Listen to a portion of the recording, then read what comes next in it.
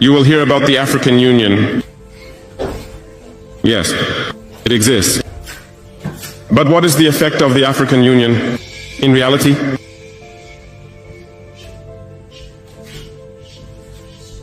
We cannot talk about integration in the theme and not talk about the African Union. Because it is this organization that should unite us, create real integration. But we regret to see these wars that persist on the African continent. This is not just another political speech. This is a declaration of war, not with guns or bombs, but with words powerful enough to shake a continent. Burkina Faso's President Ibrahim Traoré just called the African Union useless.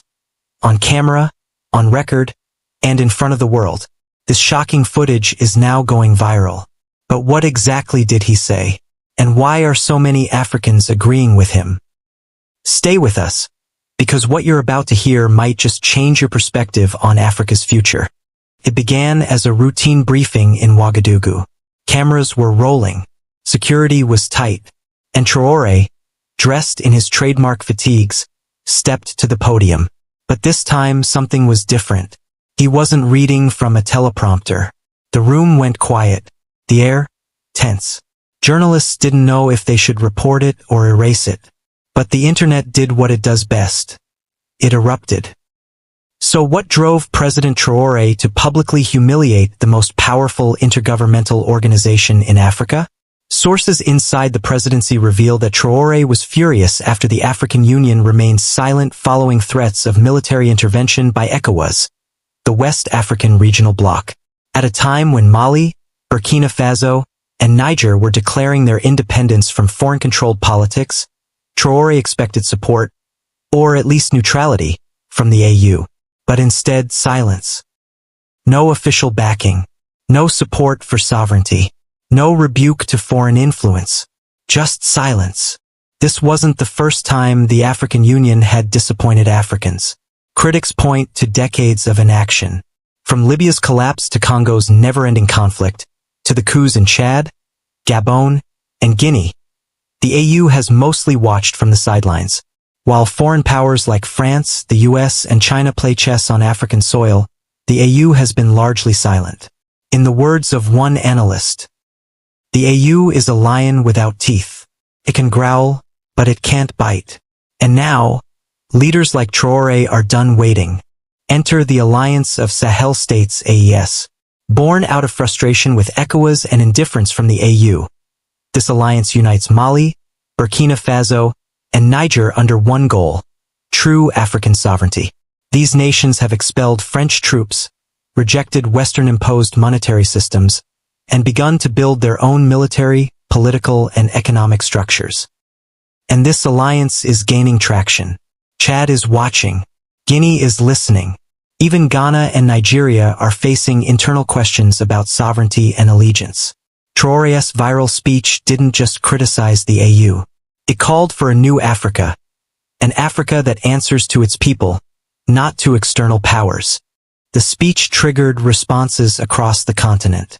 Dr. Arikana Kahambre-Kweyo, former AU ambassador to the US, applauded Traoré for his courage. In a live stream, she said, "He said what we've all been thinking. The AU has become a rubber stamp for the West." Rwanda's Paul Kagame, while more diplomatic, emphasized that the AU must redefine its mission or risk becoming irrelevant. Even South African activists are now demanding that their government push for AU reform or exit. Traoré, it seems, gave voice to a growing storm of dissatisfaction.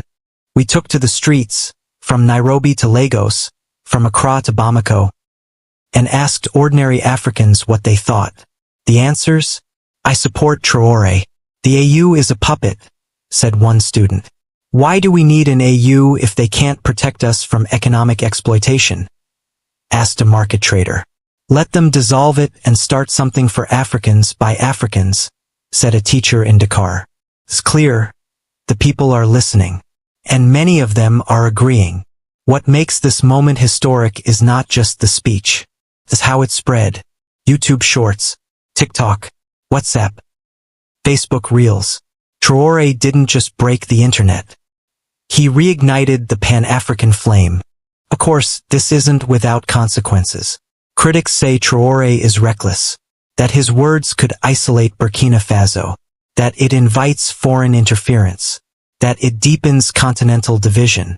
But his supporters say the opposite, that Traoré is brave, that he speaks for the voiceless, that he is willing to risk his reputation to wake up a sleeping giant. Who is right? That depends on who you ask. But one thing is clear. The world is watching. Will the AU respond? Will African leaders rally for reform or dig in their heels? Will the AES grow into a new continental power bloc? Or will this be just another viral moment that fades? That, dear viewer, is up to all of us. Welcome to African Diary 24, the channel where Africa speaks for itself.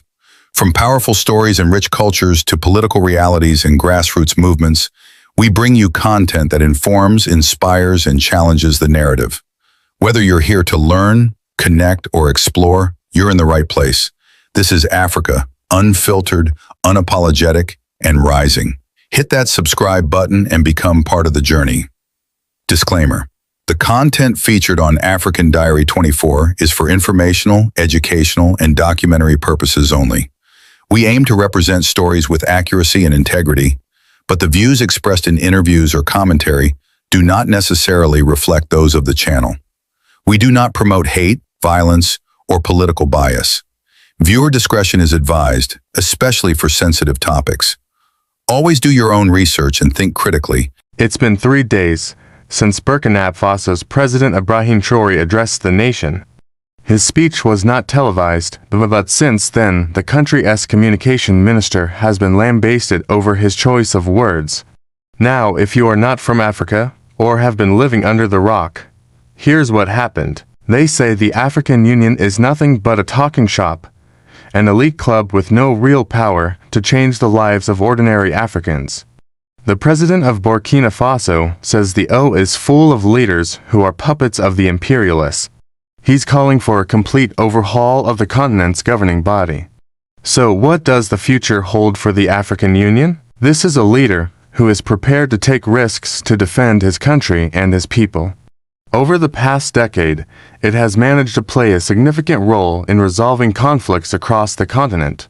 In Somalia, for example, the O helped to stabilize that country and defeat the Al-Shabaab militia. It also played a key role in ending the civil war in the Democratic Republic of the Congo. So the O has set somewhat of a high standard for itself. And it can be frustrating for member states when the organization fails to live up to its own ideals. And by extension, he wants the African Union to do the same. So, why is the African Union still dragging its feet? Well, there are many reasons. For one, the O is a very bureaucratic organization. It takes a lot of time to get things done. Plus, the O is largely dependent on the goodwill of its member states. And right now, member states are not exactly feeling generous. Will it rise up to become a strong advocate for African interests, or will it continue to be a toothless bulldog that barks but cannot bite? In a shocking outburst, President Ibrahim Traoré called out the African Union, saying, "It's an organization that is completely useless. The O, it must reform and become more responsive to the needs of its member states." And that is something we should all be grateful for. As President Traoré pointed out, the AU is supposed to be the champion of African causes. It should be the leading voice of the continent on the global stage. But right now, it's failing its people. And that's why his speech is a rallying cry for all Africans.